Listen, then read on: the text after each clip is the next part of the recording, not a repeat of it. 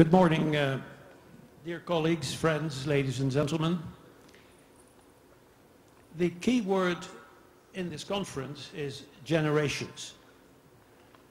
And I think that is a very meaningful concept in a city, in a country, in a region so full of history. Because generations expresses both continuity and change. Generations develop, they build on each other, and they develop their new imprints on history, both continuity and change. In a sense, an archaeological mountain, as you can observe them not far from here.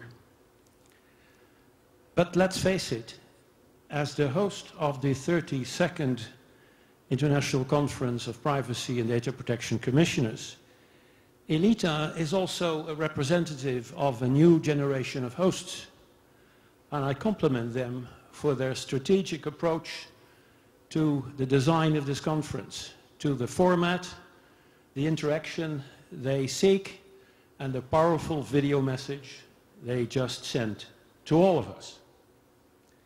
So that's grand. When this conference met in its first version, the world was a different place. It was different. It was before the OECD guidelines were adopted. It was before the Council of Europe Convention was adopted. It was way before the European Directive was adopted. It was before the concepts of privacy and data protection differentiated in Europe, and where they have now been recognized as two fundamental rights closely related, but also with different characteristics. And since that time, in the 70s, when there was already this conviction that privacy was essential for the development of individuality and human dignity, different generations of laws have developed. And we have referred to them as first, second, third generation, and users and technologies. We've seen all these different waves. And during this development, we've seen a remarkable continuity in the principles guiding this development. And part of this was technological neutrality, and they have been confirmed, reconfirmed, and they continue to guide our actions in this space. Yet, for the first time, we now see a generation which has grown up or is about to grow up after the introduction of the internet, after the mobilization of communications, and all the technology that goes with it. And there are signs that perhaps there are some shifts in perceptions.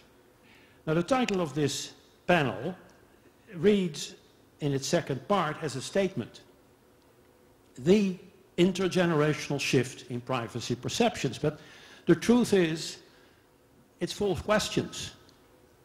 To what extent is there an intergenerational shift? And if so, how is it caused? Which factors contributed to this shift? How is it explained? And what are the consequences now and in the future for users, for other stakeholders? And how should the privacy community deal with these different developments? We will be looking at these questions in the course of this panel, which will be moderated by Omer Tenney, who is the central person, may I say so, in the design of this conference, who is not only teaching here in Israel, but has had close interactions with privacy policies and developments in other parts of the world. Then we have on the panel three researchers who have dealt with these issues in their daily work. Chris Hoefnagel, who in the Berkeley Center for Law and Technology is looking at how consumer privacy attitudes have developed. Alice Marwick, who as postdoctoral researcher in Microsoft Research is also dealing with the identity presentation in internet technologies and its impact on privacy. And we'll hear from her findings, and Kate Rains-Goldie, who in the Department of Internet Studies at Curtin University of Technology in Canada is doing similar related research. And at the other end, Gross, next to Omer Tene, colleague Peter Schaar, who has dealt also with generational shifts, East-West among them, so perhaps that gives some also interesting perspective, and has published on the end of privacy, for which he was awarded a prize of the political book of the year 2008. I'm looking forward to an interactive discussion, which will be moderated, as I said, by Omer. Please go ahead. Thank you, Peter. Thank you for these very kind opening remarks. And I just want to say that many people were involved in the conception and organization of this conference. I'm just a member of a very good team. We want to let each one of the participants say a few words to open the discussion, and then we'll try to have a more interactive discussion among us. So I think we'll start with you, Kate, a couple of opening statements. Thank you. So I've been working on, for the past few years, work with 20-something Facebook users in Toronto. And I think there's a number of things that I've learned from this that are really important for framing this discussion today, and understanding these issues in a kind of more in-depth way that overcomes or helps us to avoid the oversimplistic youth just don't care about privacy. So the first thing is we need to look at social media companies as well. It's not just users that are driving the changes we see in the privacy landscape. Most studies just look at users, and that's really important, but we don't take a critical look at software and the ideologies behind that software. So we need to be asking questions like, what are the goals of social media companies like Facebook? Why might social media sites be designed in a certain way, especially with respect to privacy controls? Alessandro Acquisti touched on this yesterday, I think really brilliantly, when he said there's no such thing as a neutral default privacy setting. And I think that really speaks to how much of a role social media companies have in kind of setting the terms of engagement for privacy. And on the other hand, we also need to expand our definitions of privacy. So in my research, I found that asking users directly about privacy didn't really yield useful information. It was kind of observing what they did and what they said, and really what they are concerned about privacy, but it's just in a different way. So I'll talk more about that later. But privacy means different things to different people. And so what we mean by privacy as researchers and privacy advocates might not be privacy to everybody else, and so on.